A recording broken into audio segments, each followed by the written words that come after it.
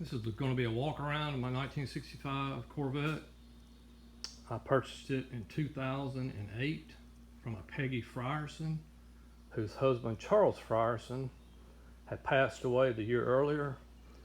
He had purchased the car in December of 1965.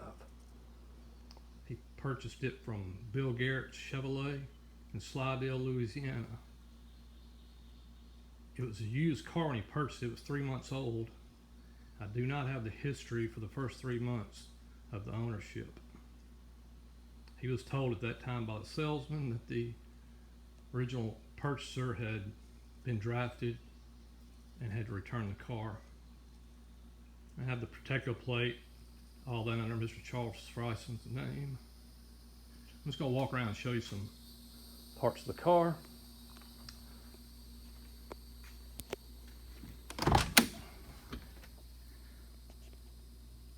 Open the vents for you.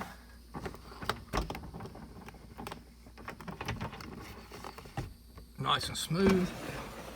Window going down. Back up. Walk around and do the other side. Passenger side window's down now. Going back up. Nice and smooth. The passenger's vent.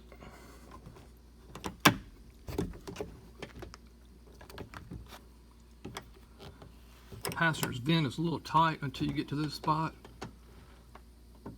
but it just hadn't been exercised much because nobody ever uses it on the passenger side. I'm going to show you closing the doors.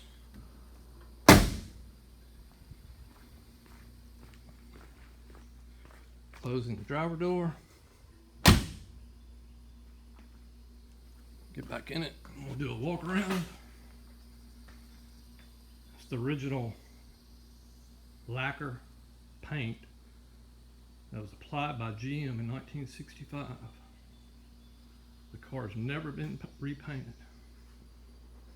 You can follow the bonding strips all the way around the car. I took some pictures of that to try to show that in the photo gallery. I'll try to zoom in on some today too. Yep, I got the headlights on.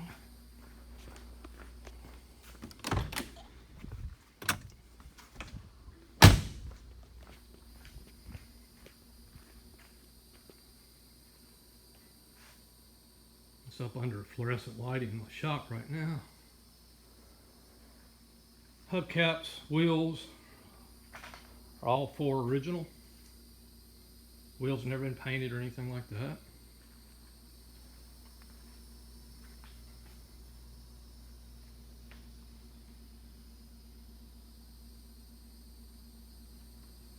Spare tire carrier and the original spare tire still in place. Look very nice. Original gas cap. Still got the original gas tank. It's really, really clean. Original sending unit. I hope you can see some of those bonding strips now. The light hit it just right. You can follow it around. See them? I'm trying to follow different angles of it. You get back here and you see it on the fender. It's hard to show it on this. I don't know if you could even see it, but you can see them really nice when it's, in person. I'm trying to show some of that bonding strips. The light hits it just right. You can see them nice. Paint's very nice for an original paint car. From 10 feet away it looks great. Up close you're gonna see, standard is 55 years old, so you can see nips and chips and scratches, but overall it's got a great shine. Zoom in on some of the chips and stuff.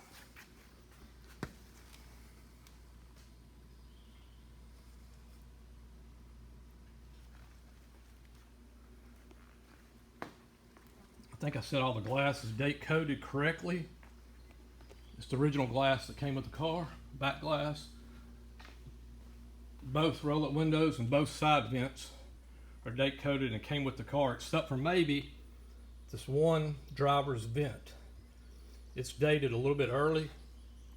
I think January of '64, but I'll have to check. And CRS said that was a little bit too early for the car, so this is a late model, '65, real late in production. The front windshield is nice, but it's a Pilkington replacement. I do have the original windshield that came in the car. It doesn't have any cracks or anything, and it would clean up nice if somebody wanted to put it back in. It's available, or it goes with the car if the owner wants it. Here's some interior shots. You see all the original weather stripping. It's never been replaced. See the typical overspray that's on these cars from the factory.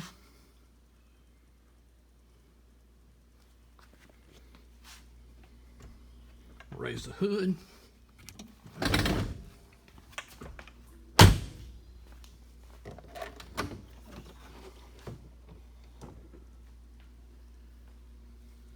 That's the original engine that came in this car in 1965. It's got the original Muncie 4-speed transmission that came in the car in 1965. It's got the original rear end that came in the car in 1965. I have photos in the photo gallery of all the numbers that match and everything. It's got the original date-coded Carter carburetor, intake, heads, block, all that's original to the car. It's also manifolds.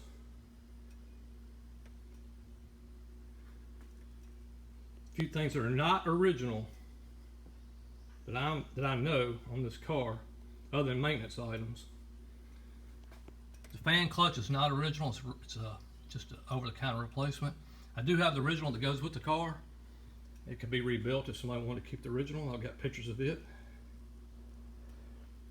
Three of the 4 shocks are original to the car and date coded. The left front is a replacement. I have the original shock that goes with the car to the new owner. I've also got a picture of it too, so you can see it. The radiator is not original. It works fine. It's just not the original radiator. I do have the original radiator, but they can't be repaired, so if the owner wants it, they're more than welcome to it. And the only thing else under here is the brake master cylinder. 65 and 66 had a unique power brake master cylinder. Had 2 caps, a cap here and a cap here. And I have not been able to locate one of those.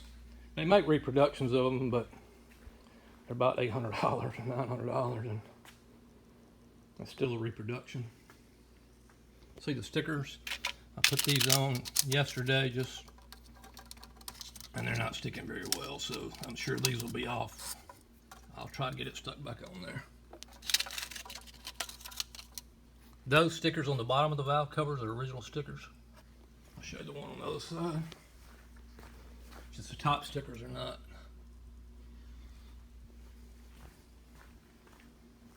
Here's some more shots of the engine compartment. See the typical overspray? If you can see it right here. Right here. That's all factory correct.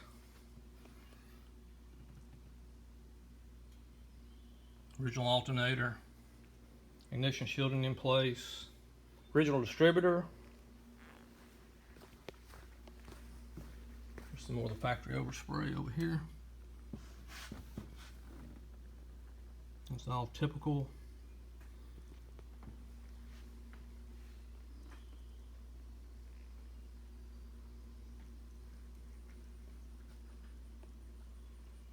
If you're looking for a restored car to carry to a car show and win first place, it's probably not what you're looking for.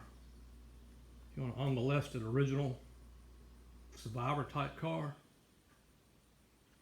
then this would fit the bill. It's just been well maintained.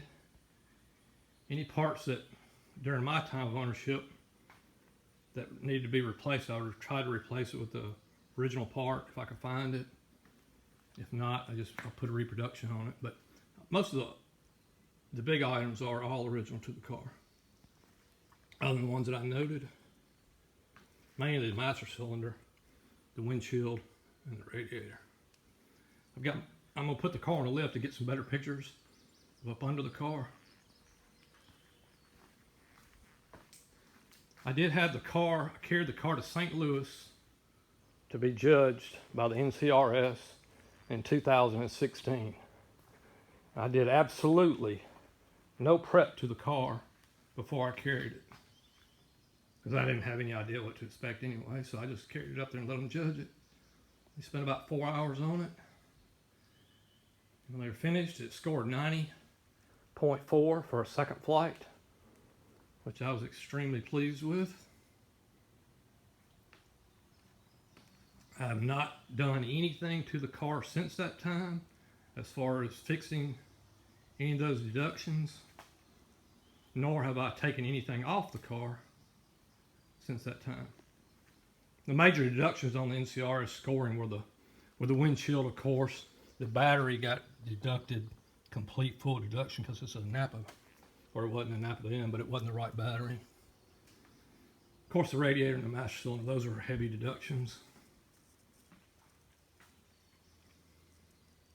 Anyway, I'm going to do another video,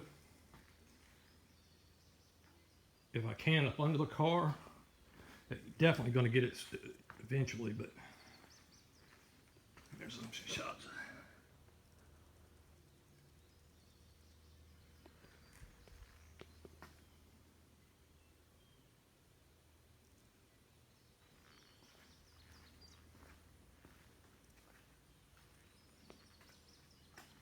I'm sure I've forgotten some things, but if you have any questions, just let me know. Thanks.